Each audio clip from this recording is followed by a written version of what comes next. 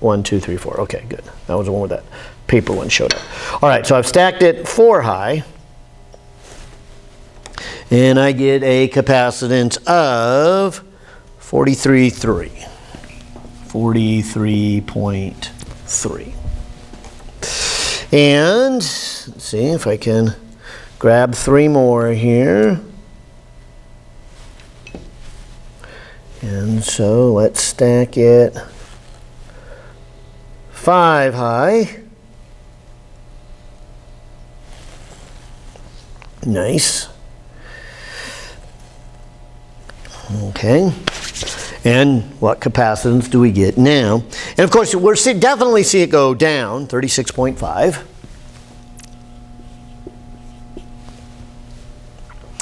And hopefully it's going down with the right set of ratios. Here's another paper one in the wrong container. And so let's put the 6th and last spacer on here.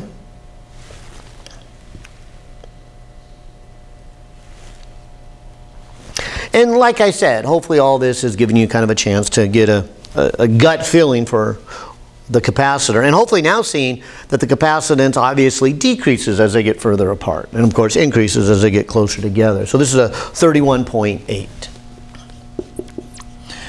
So here's what you're going to be asked to do.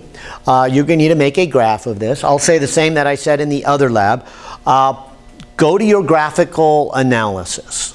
Okay, and you can do that through the virtual machine. Some of you, and I'm glad you did, sent me an email last time I said that and said, well, how do I get there? Okay, and so if you don't know how to get there, send me an email and I'll send you the information that the tech people sent to you guys. But you'll get the desktop and you'll get to graphical analysis. I also said you could do the other programs like Excel and Google Sheets, and that's fine. You still can.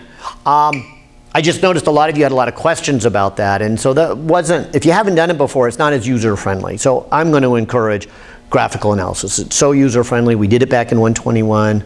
I went to check to see if Doug's class actually uses it. I normally use it a lot. But either way, make a graph. And if you were in class here, I would have you use the computers and I'd help you. And I wouldn't care which program you use then either, but I'd encourage you to use our graphical analysis. But here, I would say go ahead and make the choice is yours, but you got to make a graph here, okay? And we want to curve fit this. So go ahead and plot the capacitance versus the distance. And hopefully you will get something that looks a little like this. This is the shape of an inverse relationship. I guess mathematically we would call this a hyperbola, but it is the hyperbola where the axes on the graphs are the asymptotes. But take that hyperbola and I guess not worry about it, just do a curve fit. And so see if it matches an inverse relationship. And keep in mind, by the way, it won't be perfect. This is, and I'll say it back here in number 5, missing by about 16% because our ideal capacitor and what we really have aren't quite the same thing. We've got an edge effect that we don't see in this equation. And so our graph kind of will show that. You'll see something that's off by 16%. So give yourself a little bit of wiggle room and understand why it's okay, and don't stress and say, hey, I'm doing something wrong here. You're probably doing it right if your graph looks like it's somewhat close, somewhere between 16 to 20%. And so you're like, okay, I think I got the right idea. And that really is the whole point, is just to see that the capacitance does change. And you could just see that in the table, that it clearly goes down as our distances get bigger. Well, we're going to really play the same game here on number 7. Number 7's a little harder, but it also shows you something really nice here. I'll come back to the equation. Notice it says here, that the capacitance changes with the area. And so if we change the area of the plate, let's say we double it. Actually, we're going to be reducing it. So let's say we cut it in half. We should see half the capacitance. Okay, so you are ultimately going to have a table that has area and capacitance, and you're ultimately going to make a plot of the capacitance versus the area, and hopefully you will get a graph that looks proportional, right? It's because area is in the numerator. So number 6 should look inversely proportional, and number 7 should look proportional, okay? Now, here's part of the reason I wanted to do this, even though this is kind of hard, is you might look at this and go, wait a minute, how are you going to change the area of these things? Well, this is actually very useful to understand from a practical point of view versus the theoretical physics, that the area is really the overlap area. Here's what I mean by this. Let me see if I can draw a picture here, right? Or maybe just refer to this one. What if I were to take this top plate and slide it a little bit? You see, this picture where it looks maybe something like this now.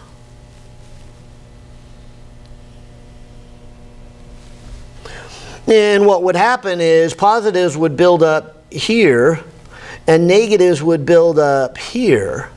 And the area that I would be considering would just be the overlap area. So I don't necessarily have to make the area of the metal plate itself change.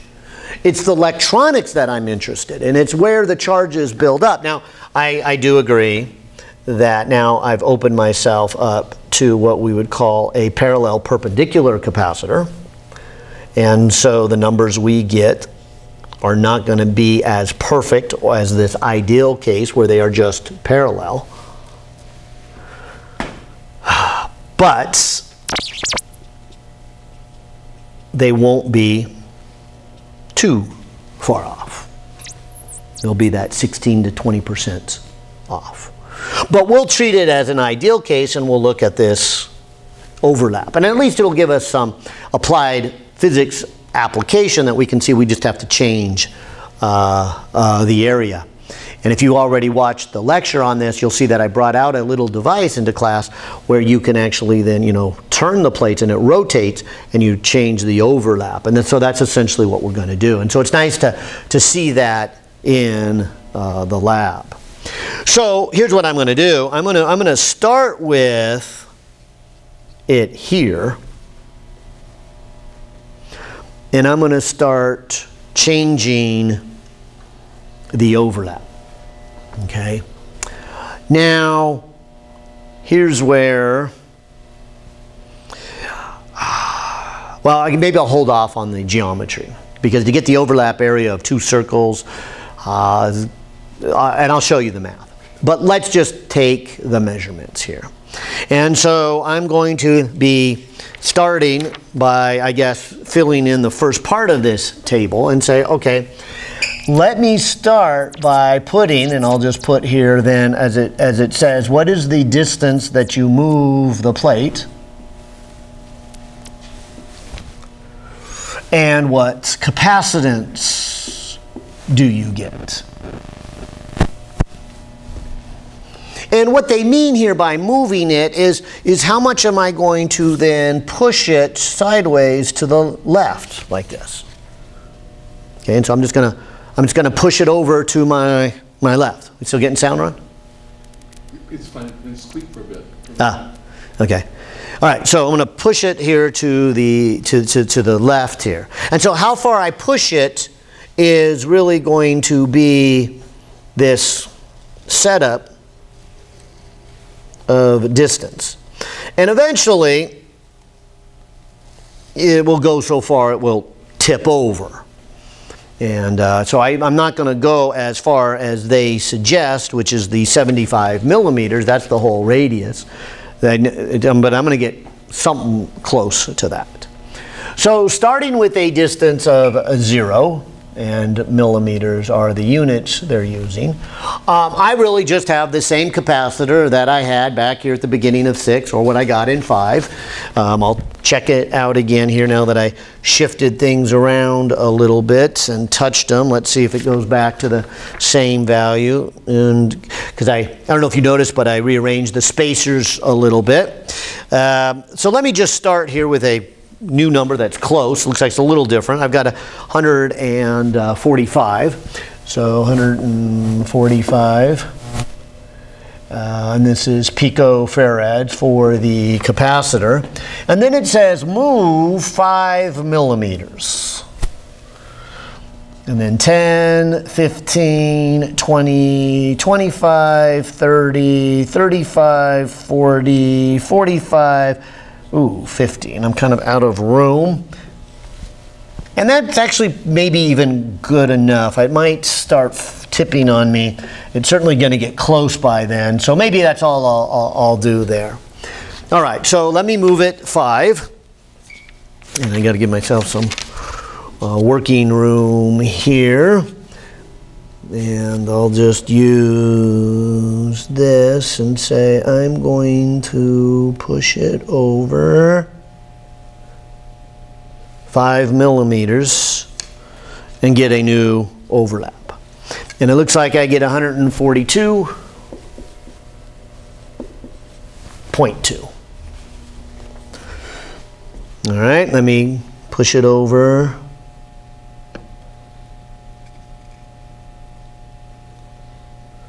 So we're at 10.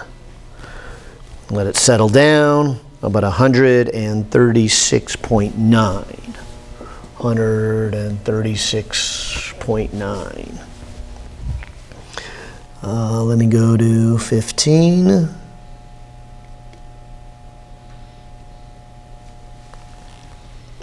And let it settle down. 131.9.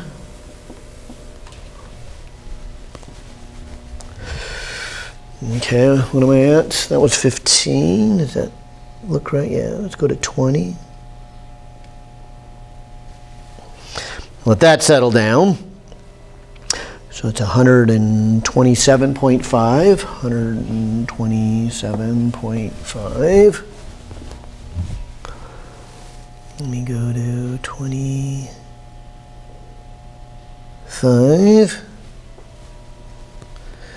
That looks like 122.0. 122.0.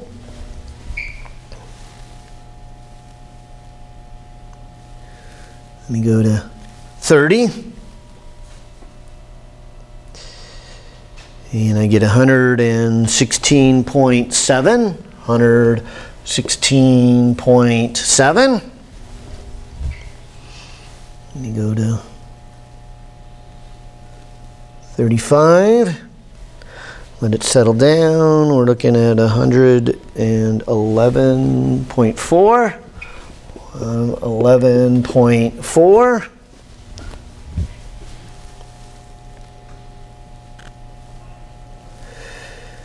Now we're at 40 millimeters. About 104.3. 104.3, good.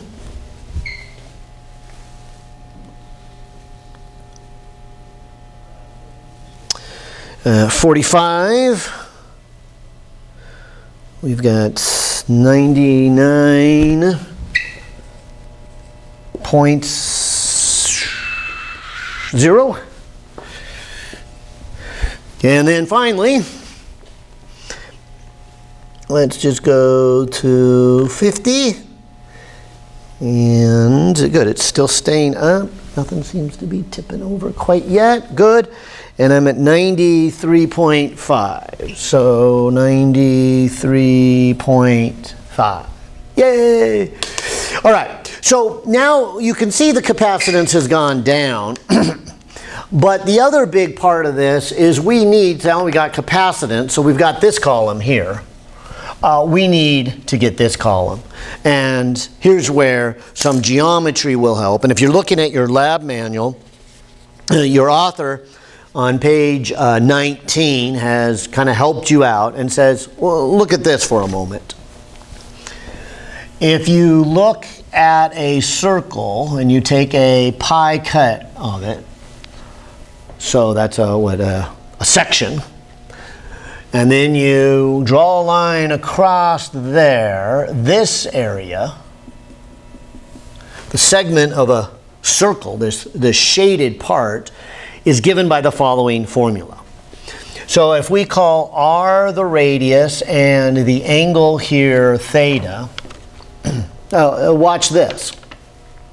If you wanted to calculate the area of this shaded, I guess what I would do is, what if we found the area of this section and then subtracted off this triangle? That would be the shaded piece. Okay, so why don't I start with this? How do I get the area of this pizza piece here, right? This section of the circle. Well, you know that a full circle is pi r squared. That's the area of a full circle. So if you only want a piece of it, that means you want a fraction. How much of a fraction? Well, it depends on that angle. So let's say it would be that angle out of the full circle, which would be 2 pi. Now we pause right there. If I say that angle out of 2 pi, doesn't that mean that that angle needs to be in radians? All right, so when I put theta in there and when I start putting into a formula, and what I'm trying to show you is when they derived this from this formula from geometry, they were using radians. So we need to use radians to be consistent with it. All right, so I would say this right here is the area of the pizza slice. Okay. Now, I'm going to subtract from it this triangle. Now we know the area of a triangle is base times height. Half base times height, sorry. Yeah, almost forgot the half there. Half of base times height. So let me do this. Let me draw a line down the middle so that this angle now becomes theta over 2. And this is my base. So I would write this. Here's the 1/2. Now, the base, then, would be this. Watch. This angle is theta over 2. This hypotenuse is r. So this distance right here would be the r sine theta over 2. That would be from here to here. So if I double it, I would get this whole distance. So that's the base. Now the height would be this distance, and that would be the cosine of that. So let me write it as r cosine of theta over 2. Now, luckily, this simplifies a little bit. I don't know if you recognize the 2 times the sine times the cosine. That's one of our kind of our famous trig identities, right? That is the sine of twice the angle, which of course is just sine of the angle. All right, so if I've done that right, I have and I'll cancel a pi here. I have a 1/2, I have an r squared, and I have a theta from this term. And over here, I have a 1/2, and I've got these 2 r's, so there's an r squared, and then there's the sine theta. And you'll notice each term has a 1/2, it has an r squared, and then we're left with a theta there and a sine theta there. So That's how you get the area of that shaded ring. I got to get my name straight. So the pizza is a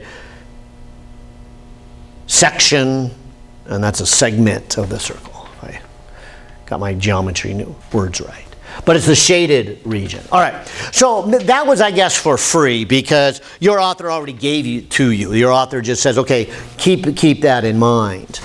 But here's why we want that. And so let me put that equation off to the side so I don't forget it.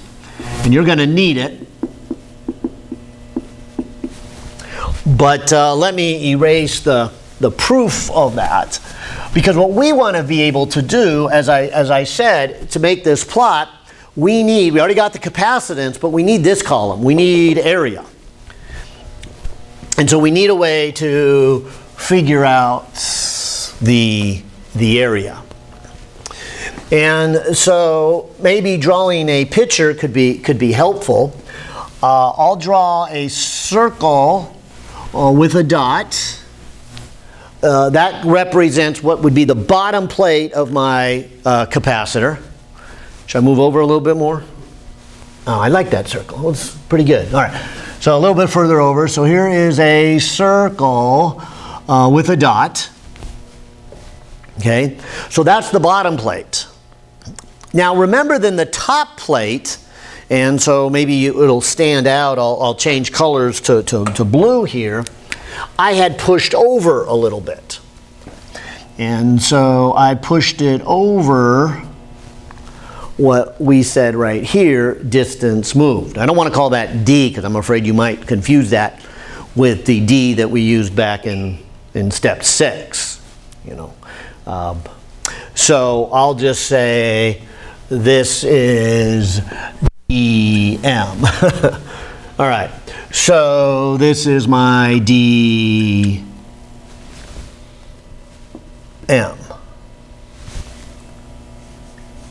How far did it move? Okay, but here's really the key to this geometry, that if you shifted the edge by DM, that means the center moved by DM. So the center of the top plate would have moved over to here. Okay, so here is now the edge of the top plate. And of course that would also mean that the edge of the top plate moved over by DM. And so directly above the center would be the top of the top plate. And of course down here would be the bottom of the top plate. And so the top plate, not a very good circle, but would look something like that. Now, changing colors again, you are hopefully seeing then, if I draw a line right here, the overlap area are these two sections, and that's that shaded region that was given by this formula.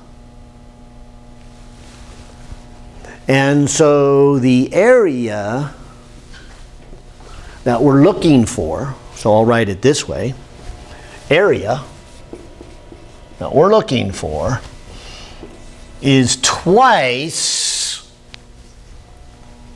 that number. All right, and so that's a 1/2. That is an r squared.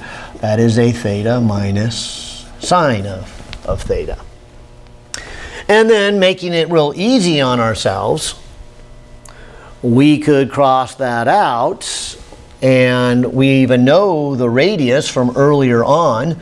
That is our 7.5 centimeters.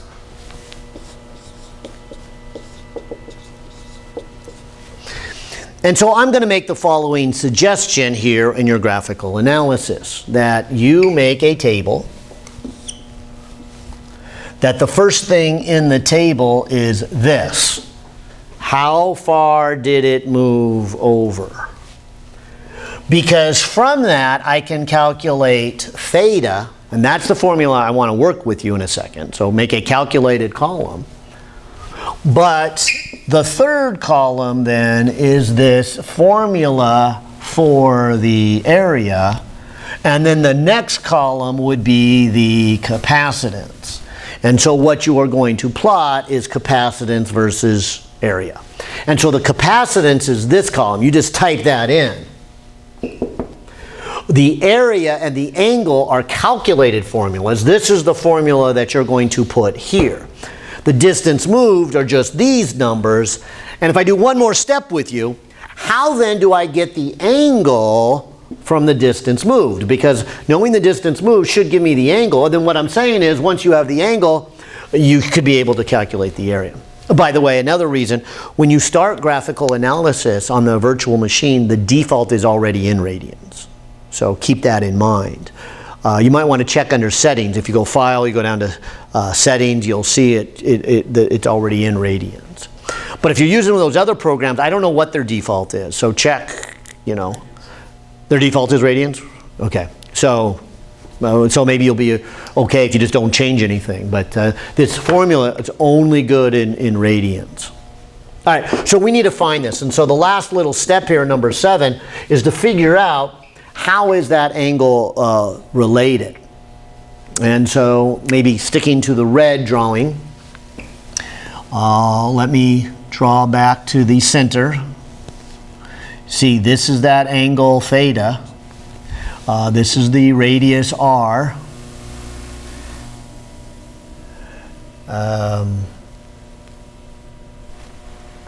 I don't know if it is clear or not.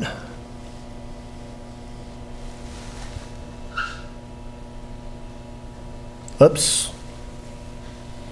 I drew it to the wrong spot. Let me try that again.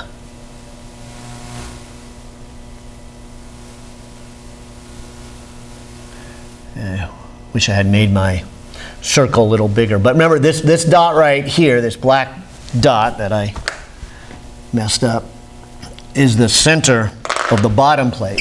So this is the R. And here's I think the magical step right there. This distance is actually half the distance moved. Remember the center would have moved over to here. And so that piece right there is distance moved divided by 2. And the whole angle is theta, and this half then is theta over 2. Here's what I'm getting at. If I write here cosine of theta over 2, so this angle, it would be the adjacent, which is distance moved divided by 2, over the radius. Maybe I can write that as distance moved over 2r, which we even know this r, if we leave it in millimeters, I'll go ahead, since I wrote it in millimeters, leave it r in millimeters. This is going to be then 75 millimeters, and so this is 150 millimeters. Okay? So to get this angle, theta, I would have to take the inverse cosine of this column right here, the distance moved, divide it by 150, and then that would give me the theta over 2. So moving the 2 over to here, I get the formula that you need to put right there. I told you this was a long one, didn't I? Number 7. All right, but it's really kind of neat to see it. So there's a lot of steps, but like I said, if you just type in the distance moved in millimeters, and then you make a new calculated column, that's this one, distance moved over 500, inverse cosine. And remember, if it's in radians, that'll give you the angle in radians, and then double it, that'll give you your theta. Now you'll have your angle in radians. You can then put it into this formula, and you will get your area. And now you can just simply do your graph and say plot the capacitance on the vertical axis and the area of overlap on the horizontal axis, and hopefully you'll get something that looks like this. And so, like I said, the whole point of this second half of the lab here is to really get you to understand the inner workings of the capacitor. And in this case, how the capacitance changes with area. And the easier one, number 6, how the capacitance changed with distance. Now, I think we have 2 more steps here. And so let me not give up on that. I know I've talked a lot. You've probably been listening a lot. Maybe it'd be a good time for you to even take a break. And okay, that was a long one there. But we got 2 more short ones to do here. And let me keep going here. I don't think I need any of this, but maybe I'll come over and just clear this part. I think I want to keep number 5 up there because that's kind of the basic of the parallel plate capacitor. And so I'll make a little spot right here. Because number 8 is saying this. What if? What if you did not have air between them? So let's take this apart. As you noticed for the last, 3 problems, 5, 6, and 7, we've been kind of studying this. We started with just the parallel plate, then we changed the distance, then we changed the area overlap. Now let's change the material that is between the plates. You see, what I've been doing is putting just this spacer and saying, look, don't count the spacers. That's a small amount. Mostly what's between here is air, and air is mostly just a vacuum. So we say, really what's there is the permittivity of free space. But what if we don't have air there? And that's where this spacer is going to come into place. This is actually the same thickness spacer. These were actually cut from a bigger one. And so we cut these in a circle. And so what we can do is we can take out the spacers and fill the whole thing with plastic. And we'll just make sure we have the same overlap and the same thickness. We already know the same thickness because we're putting a piece of plastic between them that's the same thickness. And if we angle it here just right, it's kind of hard to see, but we should have the same area overlap. And so now, what do we get? And so let me write some numbers here on the board, because what you, again, hopefully got out of the lecture here is that another factor that affects the capacitance is what is the material between the 2 plates. We call it the dielectric, and we label it in terms of a dielectric constant. Or we say, how did that reduce the field? How much? If it reduced the field by a factor of, say, 3, we would say the dielectric constant is a factor of 3. And in this case, then the capacitance would go up by a factor of 3. All right, so here's what we're going to do. So in number 8, I'm going to say, what is the capacitance when it was filled with air? What is the capacitance when it is filled with plastic? And if it goes up by a factor of 2, then I know the dielectric constant is a factor of 2. If it goes up by a factor of 3, then I know the dielectric constant is a factor of 3. And so that's just how we're going to measure the dielectric constant. But more importantly, we're just going to see, yes, it does affect the capacitance. So maybe I should go back and say, what is it when it's filled with air? And I'll put these back on here, but this goes really all the way back to number 5. We got that 146, and we should be getting something probably very close to that. I got 145.2. So I'm going to go 145.2 picofarads here. So that's what I have when it's filled with air. And so now I'm going to remove and have the same overlap, have the same thickness, and say, okay, what is it now? Did it go up? In fact, yes, it went up. I've got to go to the next setting. And the next setting is measured in nanofarad, so I got to be careful about my units, but it's 0.536. So 0.536 nanofarads. That would be 536 picofarads if I move the decimal 3. So what is the dielectric constant? Well, the symbol we like to use for the dielectric constant is kappa. Looks kind of like a K, so forgive my poor Greek writing there. But it's technically a Greek letter kappa. All right, so there's my dielectric constant. And so in this case, it would be 536 picofarads over the 145.2 picofarads. And maybe I'll put a little p here because that would be the dielectric for the plastic pieces. Oh, maybe I should spell it out because the next one we're going to do is paper. And that's got a p in it too. Okay, so that's what number 8 is saying. Find the dielectric constant for plastic. So let's do it again for paper. Let's see what is it when we fill it with air, and let's see what the capacitance is when we fill the whole thing with paper.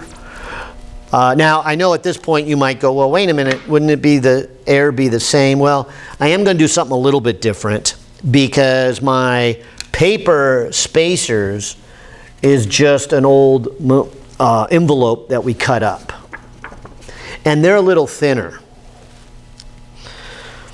And so I'm going to put spacers that are made out of this paper that are thinner. And because they are thinner, I'm going to get a higher capacitance than the 145 that I've been getting. So I don't want you to miss that.